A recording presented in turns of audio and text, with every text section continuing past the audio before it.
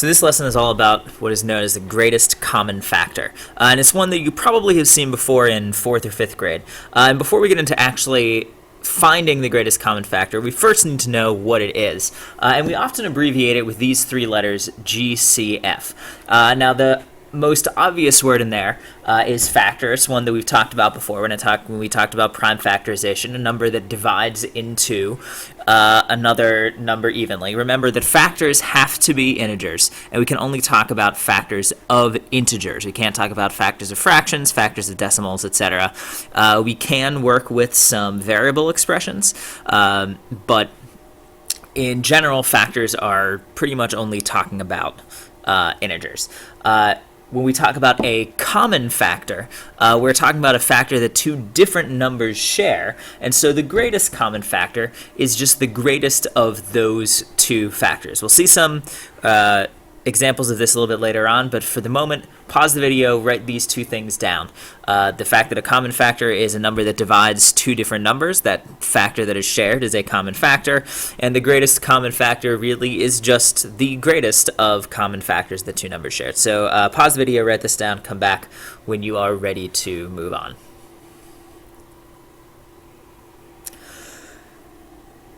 So when we're talking about greatest common factors, one of the ways that you've probably seen it before, if you have seen it before, is by listing factors. So before we go into this, or I take you through it, pause the video and see if you can find the factor. See if you can find all of the factors that are shared between 20 and 24, as well as the factor that's shared that is the greatest. So if we're listing all the factors of 24, what we end up with are things like 1 and 24, 2 and 12, 3 and 8, 4 and 6. Excuse me, this is a new menu for Smart Ink that's right there. And those are all of the factors of 24.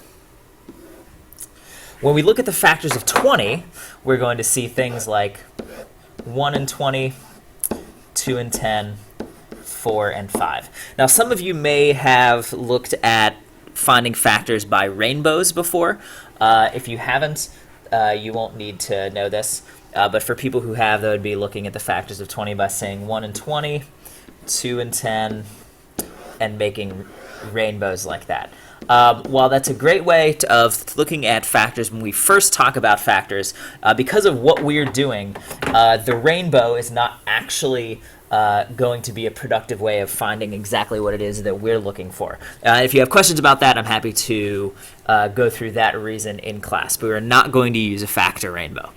So now that we have the factors of 24 and 20, we can sort of check and just circle all of the common factors. Well, we have a 1, we have a 2, and we have a 4. Those are the only factors that are shared, and therefore the greatest of these common factors is 4. But finding factors and finding the greatest common factor just by listing it has its downside in that we have to basically guarantee that we find every single factor of a number. Now, in some cases, like in 20 and 24, that's actually not too bad because we don't have too many crazy factors.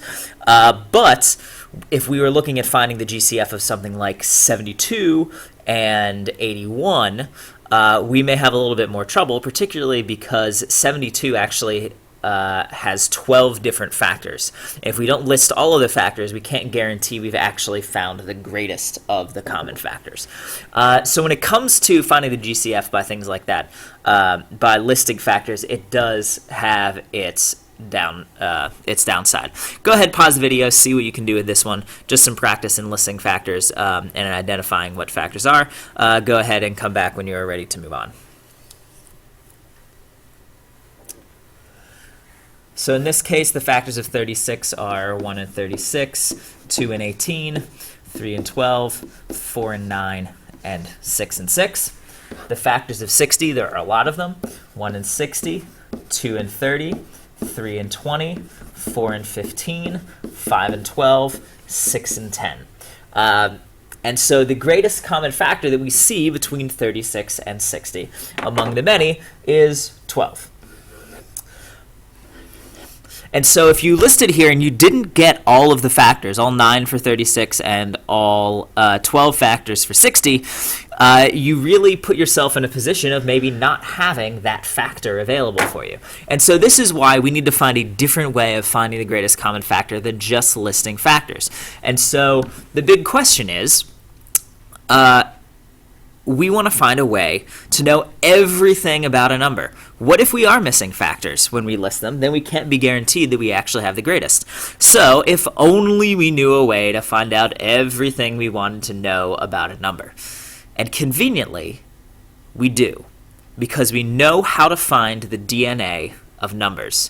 We said the DNA of numbers is its prime factorization. And just like scientists trying to compare DNA from different species to see how related they are, we can use DNA comparison with numbers to find out what factors they share, as well as what the greatest common factor they share is. So let's take a look at this example with 20 and 24 again.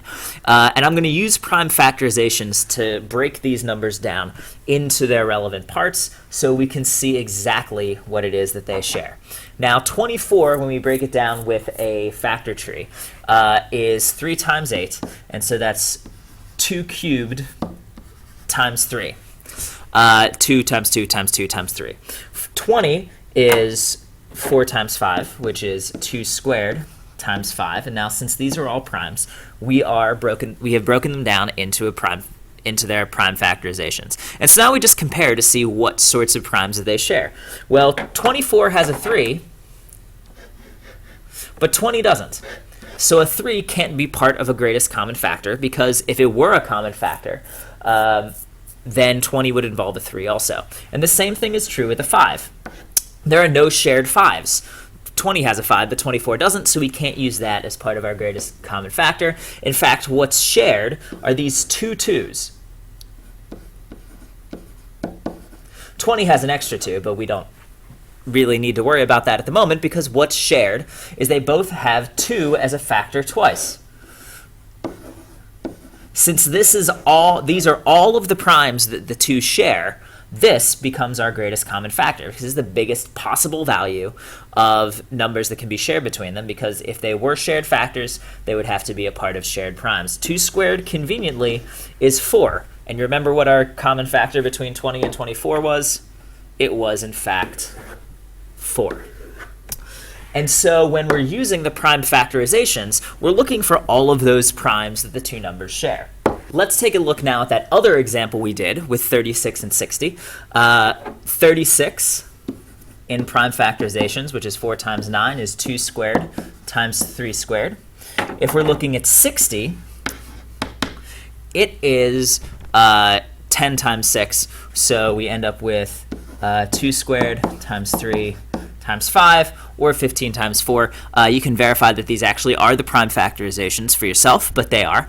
So now when we're looking for the greatest common factor, we're just looking for everything that's shared between these 2 numbers. Well, they share 2 2s. They share 1 3. 36 has 2 3s, but 60 only has 1, so they can only share 1. And 60 has a 5, but 36 doesn't, so that can't be a part of our greatest common factor. Instead, it's everything that's shared in their prime factorizations, which is 4 times 3, or 12. And conveniently, that is exactly what we found when we listed all of the factors between 36 and 60. So when we find greatest common factors in class, we are always going to write out their prime factorizations and compare the DNA of the 2 numbers. So now go ahead and pause the video and see what you can do with these 4 problems here. Finding the greatest common factor. You're going to do that by writing out the prime factorizations using a factor tree if you need to, comparing those primes in the prime factorizations, and finding that everything that they share is their greatest common factor. So go ahead, pause the video, work on these, and come back when you are ready to move on. So with 45 and 24, 45 is 3 squared times 5.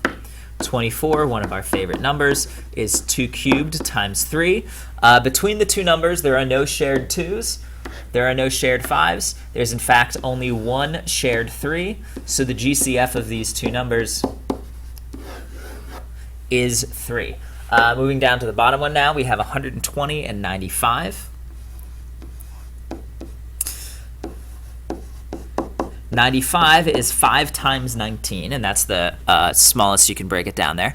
120, which is 12 times 10, is 2 cubed times 3 times 5. And that's what you should have gotten for the prime factorization. Between these two numbers, there are no shared 2s, 3s, or 19s, even though there are some of them in the factorizations of 120 and 95, just none that are shared. The only thing that's shared is a single 5.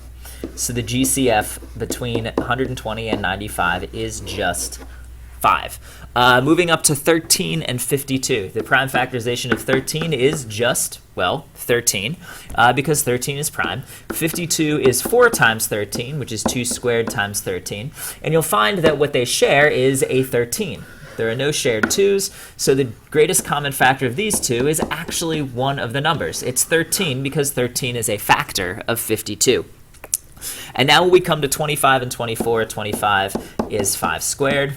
24, which will become one of our favorite prime factorization numbers, is 2 cubed times 3. Or 8 times 3. And as we go through the list of primes that are involved with these two numbers, there are no shared 2s, no shared 3s, and no shared 5s, which might lead us to the conclusion that there are no shared factors. But in fact, there is one. There is only one. And that's because every number is divisible by 1. So even if there are no shared primes, 1 is always a factor. And when we have two numbers whose GCF is 1, we have a special name for that, and we call them relatively prime. And so go ahead, pause the video, write down this definition, because this is what happens when two numbers have a GCF of 1. Now 25 and 24 aren't prime, but we call them relatively prime because their greatest common factor is 1. So go ahead, pause the video, write that down, and come back when you're ready for a quick review of what we just did.